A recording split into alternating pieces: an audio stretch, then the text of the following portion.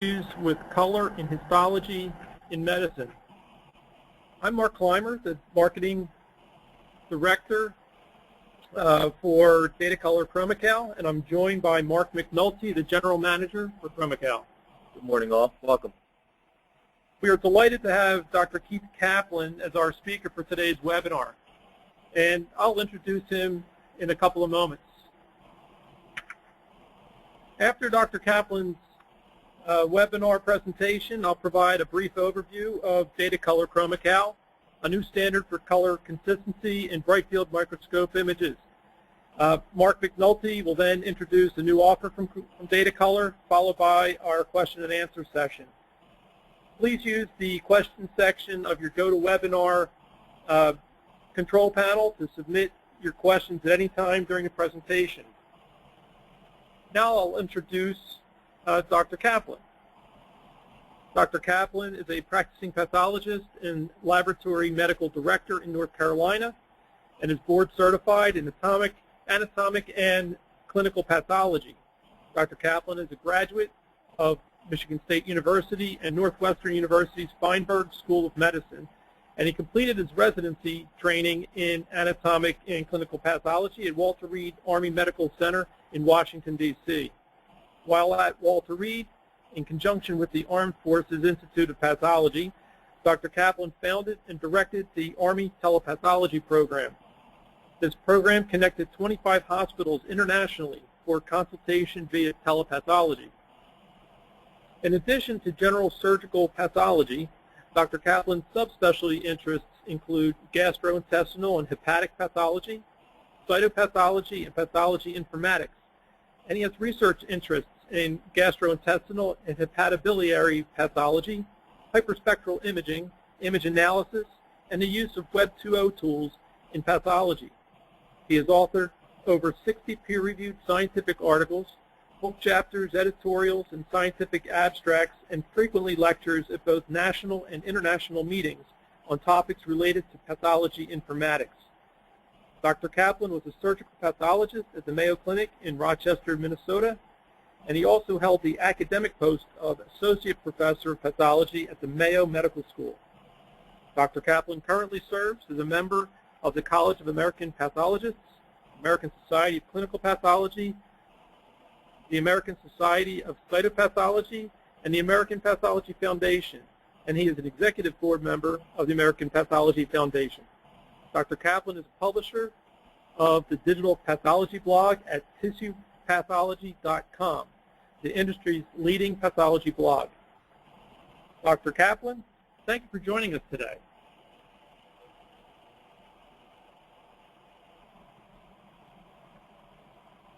Thank you for that kind introduction, Mark. Good afternoon to everyone. Thank you for joining this afternoon. I'll be discussing, as Mark mentioned, issues with color and histology in medicine. First, a few disclosures and disclaimers. These likely are not views of my employer, their partners, or affiliates, or related entities. The opinions are my own. As Mark mentioned, I publish a daily blog at tissuepathology.com that is generously supported by numerous corporate underwriters, and the views expressed here today are not necessarily those of any of the sponsors or their partners or affiliates. So the overview for today is just look at the role of histology in diagnosis in medicine, pathology being the foundation of diagnosis, of course, the role that visual systems have in evaluating histology, and the role of color in histology. So a couple of key points, I think, that most folks learn somewhere along the way. You may not appreciate initially when you get into life science research or anatomic clinical practice of pathology.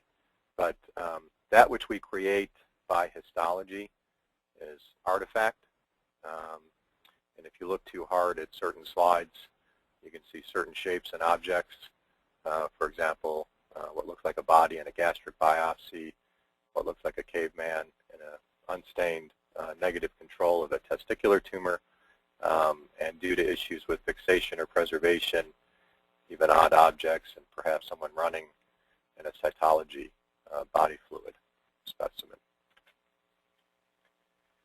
You can also see duodenal biopsies that look like dinosaurs, perhaps the Loch Ness Monster, bear-shaped glands and colon biopsies, or even heart-shaped nuclei and pleomorphic sarcomas. So the point is that what we create to recognize, to create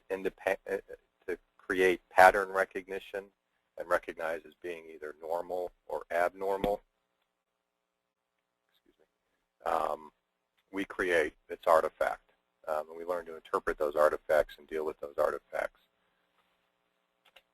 And sometimes life imitates art, and art imitates life. So once the slides are created, we publish findings on their appearance in terms of how diseases are represented morphologically. They are restudied. They end up as publications, end up as scientific facts in textbooks and atlases, and are cataloged as examples of those diseases. But again, what we create is artifact, and certainly color is an important part of that artifact. The question is how to manage and control as many artifacts as you possibly can. So a couple of take-home slides.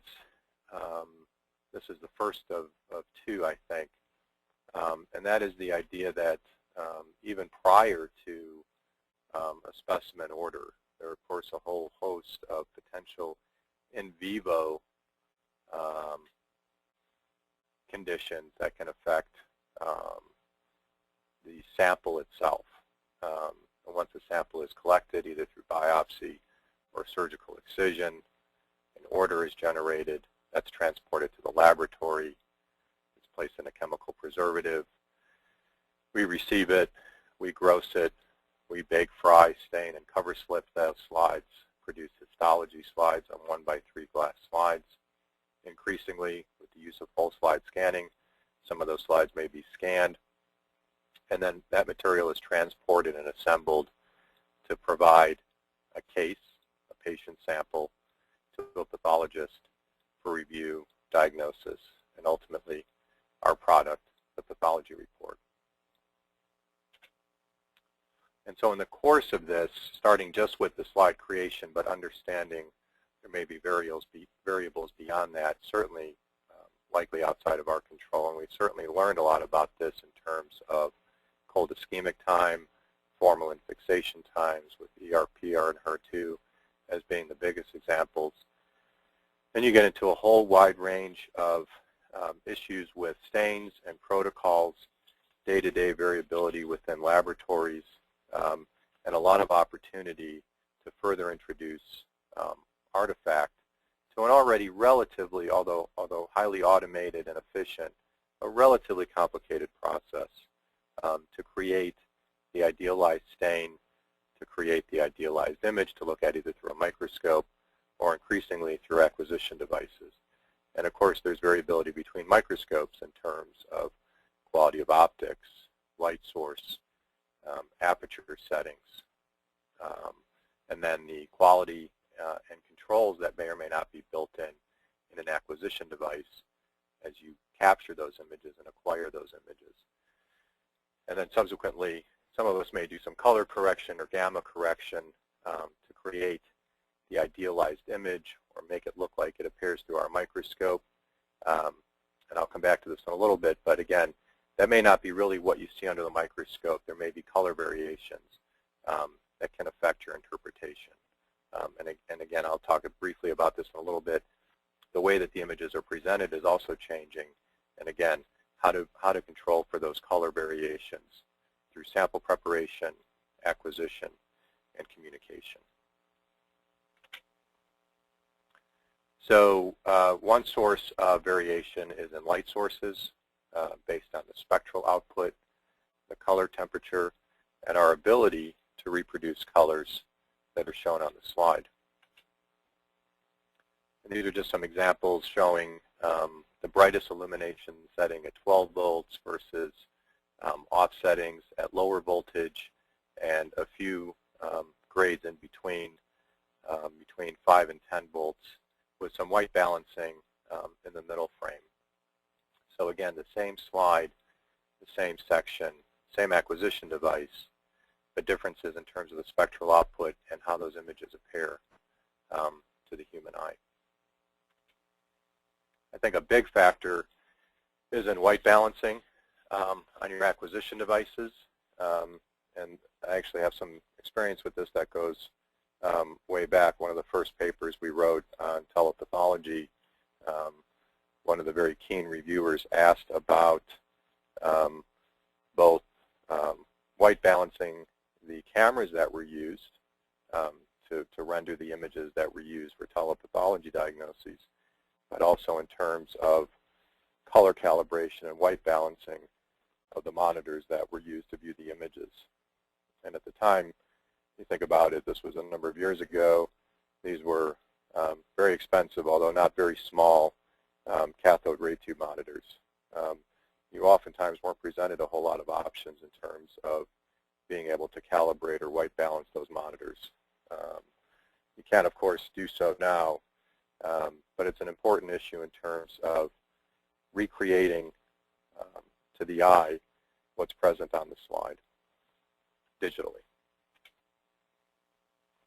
And of course, in the era of digital pathology, so the ability to create a digital data set of an entire glass slide image and make that portable and transparent and accessible from any time, anywhere in the era of digital pathology, the acquisition devices are now the whole slide scanners, and the reading devices are no longer the oculars at a microscope, but the monitors. And if you've been to your consumer retail store recently,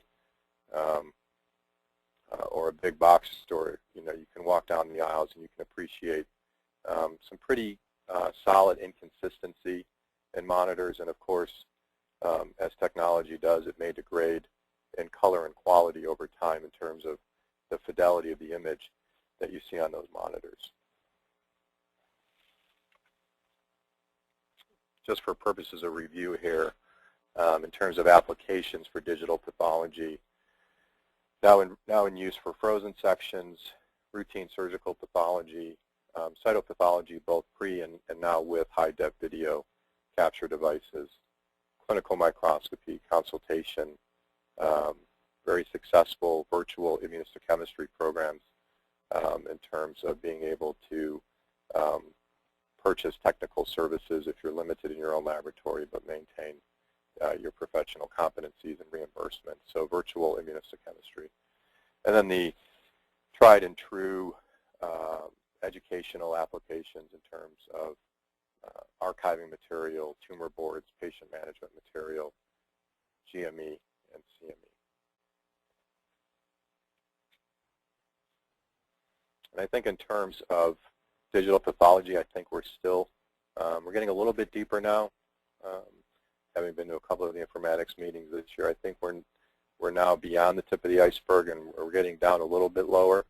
But I think if you look at the revolution that radiology went through 20 years ago in terms of their conversion to digital, it really wasn't a cost savings argument because it would be hard to prove that purchasing very expensive PACS systems and the equipment necessary to do so would have offset the cost of developing solution and film storage rooms. But what the radiologists will tell you now that they had no idea they could do 20 or 25 years ago are the use applications such as 3D imaging, in vivo imaging, real-time or near real-time imaging, PET-CT scanning, for example. These would have all been foreign in an analog environment alone. So just kind of going around here from the upper left, I think the options are really endless in terms of being able to grade and stage tumors and biopsy material, quantify immunohistochemistry more accurately, consistently, and reproducibly. Rare event detection is in the lower left there for AFB smears. an interest of mine, better quantification of fibrosis and liver biopsies, crystal ID, CIS fish, and classification of cells. So again, I think it's an exciting time in terms of imaging and pathology, since we're an image-intense specialty that is going to exceed what most of us are accustomed to doing at a light microscope level in an analog world.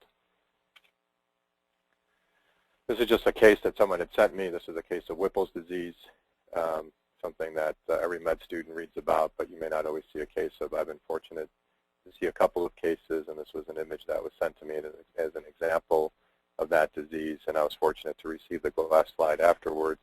And I can tell you there was tremendous color variation between what I saw on the picture and what I saw under my own microscope. So I think color is important in terms of the fidelity of the image and your ability to showcase the disease. Of course, having said that, everyone thinks that they have the best H&E stains. And if you join a new laboratory and you don't think they're the best H&E stains, you're told to wait 3 months and you'll get used to it. And if you're in a busy consult practice, you deal with a wide range of stain quality. And it may not be stain, right? It may be the quality of the processing or the fixation or in vivo issues that I mentioned earlier. But eventually you'll come around and say, we have the best H&E stains. However, sometimes folks will tell you that their H&E stains are not as good as yours and trying to correct for those. So again, it's artifact, trying to control the artifacts in histology, and in particular color. So you can imagine a slide under a microscope with an acquisition device, a camera. The slide may look one way that you see there, and the image that's presented on one system is represented another way. If that image were to be shared to another system or actually captured by another system, you can see tremendous variations in the color. So how do we control for that? How do we mitigate those changes, particularly given the fact that many of us can see, hopefully not day to day, but potentially maybe week to week or month to month variations in either fixation, processing, or staining. Again, I think it's important to control for color for the host of digital pathology applications so that everyone's on the same page and it's an even playing field in terms of random review, QC, previous path correlations. That's important because we know that slides degrade over time, color fades over time, the stains fade, therefore the images fade, or what's rendered to your eyeballs changes. So the ability to capture a slide in time and lock those colors in, making sure that those colors are calibrated and correct. So when you go back to previous pathology samples, you have an accurate correlation. Research applications, intra and interdepartmental conferences, wide range of consultation, distributed expert networks that have come up, and again, archiving material for time to use as interesting cases or for research applications. I'd like to review some of the recommendations from a summit that was held last spring at the FDA on color in medical imaging and implications for medical practice. This, as I said, was co-sponsored by both the FDA and the ICC, endorsed by other imaging and IT organizations, with the idea to bring together key stakeholders to identify areas of need, solutions, and propose best practice approaches in the handling of color in medical imaging. There were a wide range of topics discussed. These slides, incidentally, were presented by Aldo Baldano, who was on the program and presented these at a CLIAC committee meeting in Atlanta that I attended about this time last year. So he briefed the group on activities by the ICC and their participation in the FDA in terms of color issues in imaging and medicine. So the areas of medicine that were represented included whole slide imaging, digital microscopy, and histopathology by key opinion leaders and thought leaders in their respective fields, in terms of digital microscopy, color and imaging, color context within whole slide imaging, and presentation by the Biological Stain Commission. They also looked at, and I won't address, the issues with endoscopy and laparoscopy, derm, ophthalmology, medical photography. They actually touched on telemedicine, including mobile displays, which I think is kind of interesting. As images become more transparent, more seamless, and there's democratization of medicine for patients. And then looked at standards and measurement for color within these areas of medicine. And they came up with some major consensus points by the end of the two-day conference, and that is that digital pathology systems can highlight color differences not only between samples, but between laboratories and different scanning systems, and that the differences were visible and affect primarily results of image analysis algorithms. So while there's workflow improvement, potentially with quantifiable image analysis, again, for more accurate, consistent, reproducible diagnoses, as machines are very good at counting, but not very good at thinking and counting, it can increase throughput, but that color calibration is critical in terms of the algorithms performing with the highest degree of throughput. And as I mentioned, there's variation in color at all stages. Pre-sample collection, sample collection, slide preparation, processing, staining, imaging, and transmission to display, as I showed. And then distinction between color variation can occur both before, during, or after imaging. And the roadblocks to overcome in terms of the myriad of issues included significant variability, of course, in laboratories and histochemical staining between and within laboratories. Standardizing pre-image sampling handling. We've done that a little bit, as I mentioned, with breast carcinomas in anticipation of ERPR HER2 staining. So acquisition, fixation, processing, sectioning, and staining all remain challenges. Again, variation in performance among whole slide scanners. And perhaps one of the most critical issues, lack of availability of color calibrators in most cameras, camera applications, and whole slide scanners. So that can introduce variability in images and affect color both upstream and downstream in terms of the image presentation once we get through specimen processing and staining.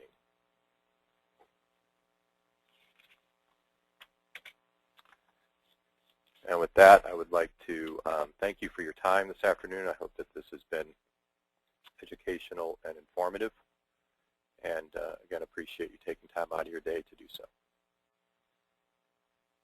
Well, thank you, Dr. Kaplan, for that great presentation. This is Mark Clymer again. We certainly appreciate your insights as a practitioner into just how impactful color can be to both human assessment and color-assisted, or computer-assisted rather, analysis of histology and pathology images.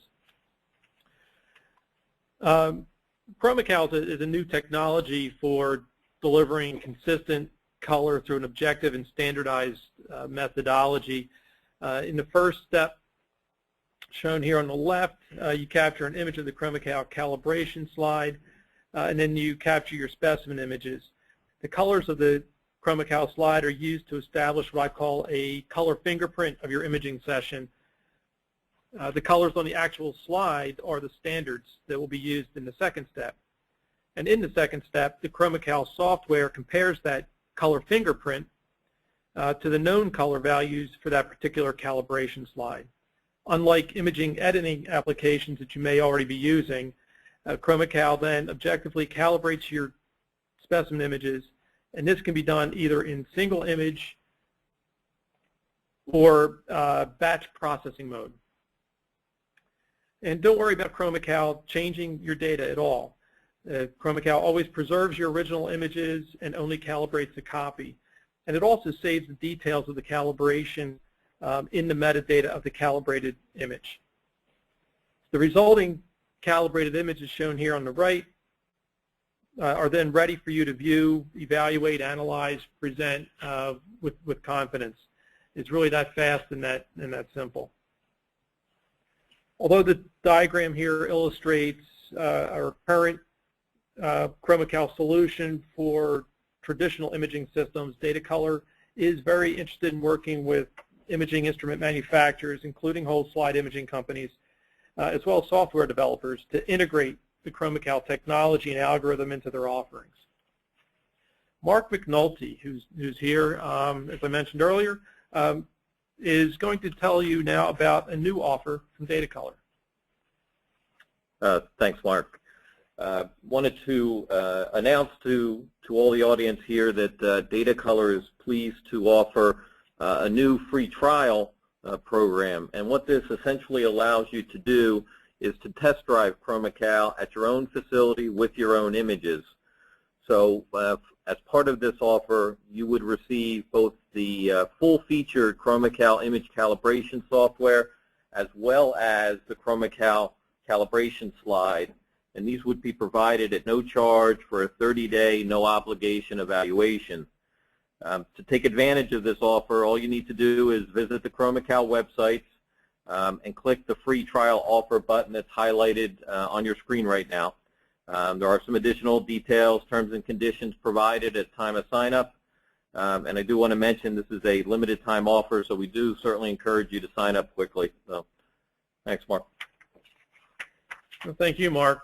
So now we'll take questions from the audience. If you haven't already, please submit your questions into this question area of your control panel, and we'll then take a look at some of the questions. So let's see. I do have a couple of questions here.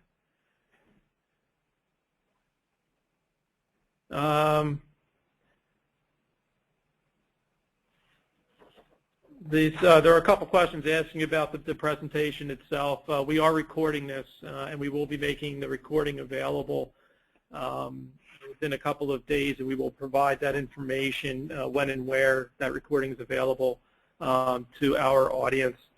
So I do have a couple questions that are here in front of me, and I think these are going to be directed to you, Dr. Kaplan.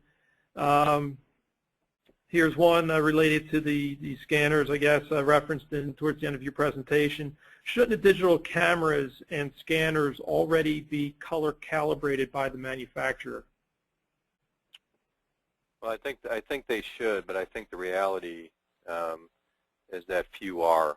And I think in the course of implementation and validation, training of personnel, that calibration needs to be done on the front end, and then done on a routine basis as part of preventive maintenance, I think as it's called, or when you do PM on your car, you do PM on any other equipment as you would any other laboratory equipment. So I think it's important to calibrate it, again, for your stains.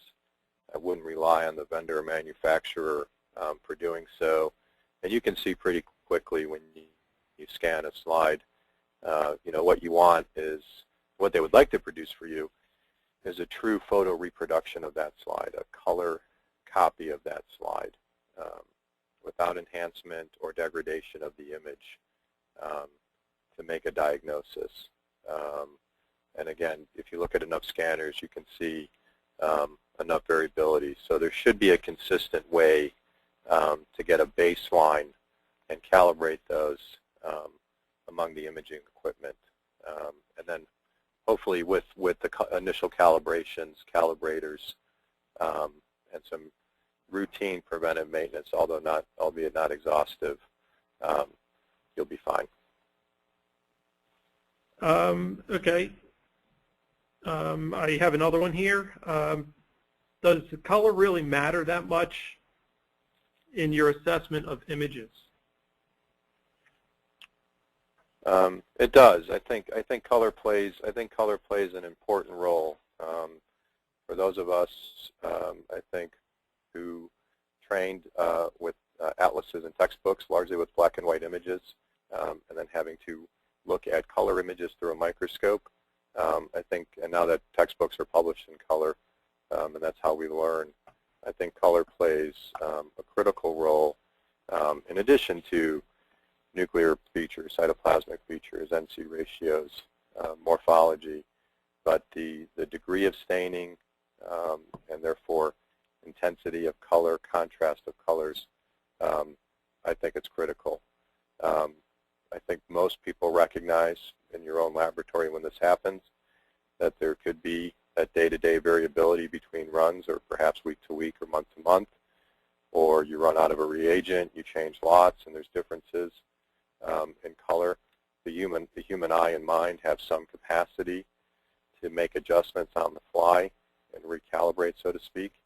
But depending on the specific application, how those images are presented, and as I mentioned, I think in particular, the presentation of the image, if it's going to be used for presentation, publication, image-enhanced patient reporting as part of the longitudinal personal health care record, you want to be able to create an image that is identical to what you would see through a carefully calibrated microscope.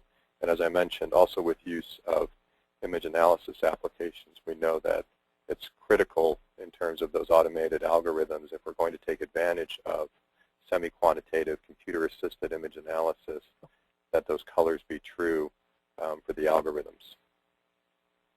All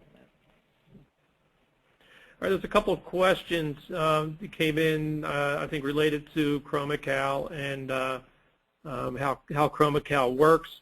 One question is how does a color calibration treat any annotations in the image? Chroma Cal is going to look at the image as pixels, so it doesn't know what's specimen and what's annotation, so it will calibrate. In case of annotations, it may make an adjustment in the color of the annotation. Let's see. Chroma Cal also uses TIFF and JPEG images for calibration, so it does not support proprietary formats, just as your Microsoft Office applications wouldn't support proprietary image formats.